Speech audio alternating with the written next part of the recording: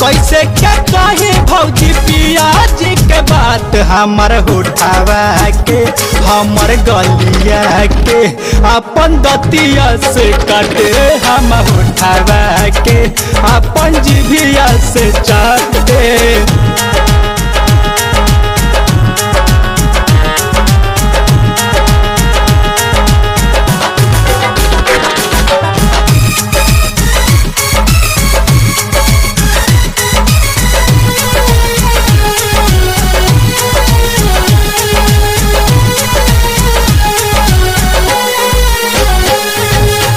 केतनो करेला तब मन नहीं भारे सजिया हमहू पसर जानी डरे सजिया हमहू पसर जानी डरे।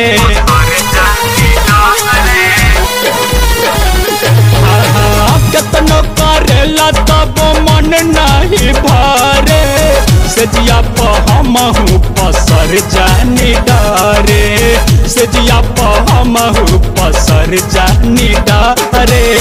रात भर सुत नहीं रात भर सुत नहीं हमके जगावे हमर उठावा के हमर गलिया के अपन दतिया से काटे हम उठावा के अपन जीभिया से चाटे।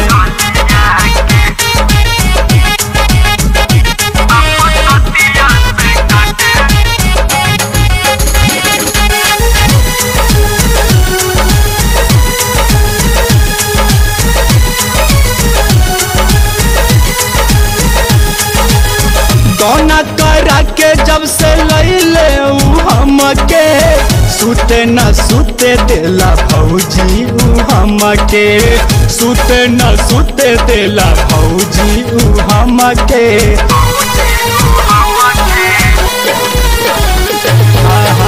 कौना करा के जब से लैले हमके सुते न सुते देला भौजी हमके सुते न सुते देला भौजी हमके। काचा जवानी पाऊ लोढ़ा चलाबे हमर उठावा के हमर गलिया के अपन दतिया से काटे हम उठावा के अपन जीभिया से चाटे। कैसे क्या कहे भौजी कैसे क्या कहे भौजी पियाज के बात हमर उठावा के हमर गलिया के अपन दतिया से काटे हम उठावा के अपन जीभिया से चाटे।